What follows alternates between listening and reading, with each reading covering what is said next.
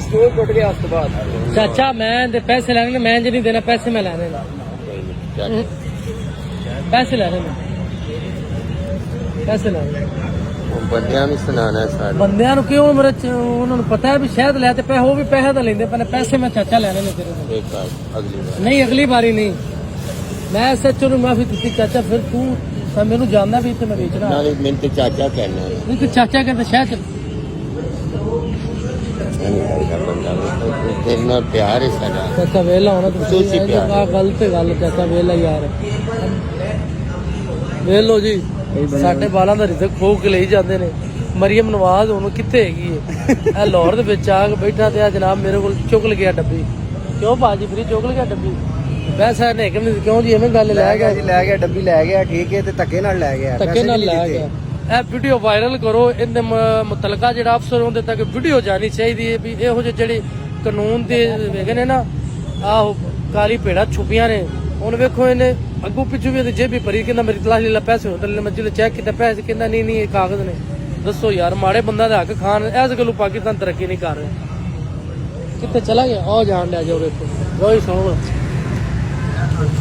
ਤੇ ਸ਼ਹਿਰ ਚਾਚੂ ਦੀ ਬਣਾ ਖਾਂਦੇ ਬੜੀ ਚਾਚੂ ਦੀ ਹਾਂਜੀ ਮਲਕ ਸਾਹਿਬ ਸ਼ੇਰ ਬਿਲकुल खा रहे थे बिल्कुल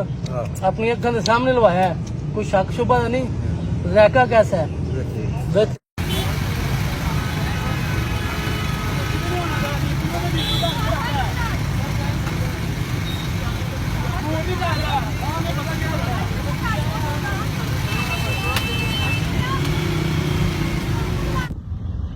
ओके वो हो गया बाजू आ गया तेरा ये हाँ चल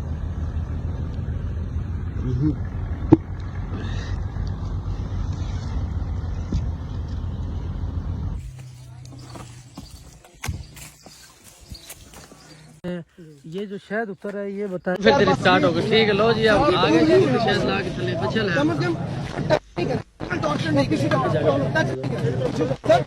हम आपको दिखाने आए ए जी शहद बचल है हमारे साथ ये बिहेवियर ना रखें यार सर हमारे लो जी मैं सुना सी हमें नहीं ये समझ आता आपको ये किसी ने राइट नहीं दिया इस तरह का बिहेव करने के समुद्री ये जो शहद अपने आंखों के सामने तुरा बिल्कुल खालस है इसमें कुछ शक तो नहीं है उतारन दी भी वीडियो जनाब बनाइए ਇਹ ਵੇਖੋ ਮੇਰੇ ਅੱਲਾ ਦੀ ਕਿਤੇ ਤੇ ਨਿਸ਼ਾਨ ਵੀ ਲੱਗਾ ਜੀ ਤੂੰ ਸ਼ਾਇਦ ਲੈ ਇਹ ਜਗ੍ਹਾ ਤੂੰ ਸ਼ਾਇਦ ਉਤਾਰ ਕੇ ਭਾਈ ਯਾਰਾਂ ਨੂੰ ਦਿੱਤਾ ਹੈ ਭਾਈ ਜੀ ਬਿਲਕੁਲ ਖਾਲਸ ਸ਼ਾਇਦ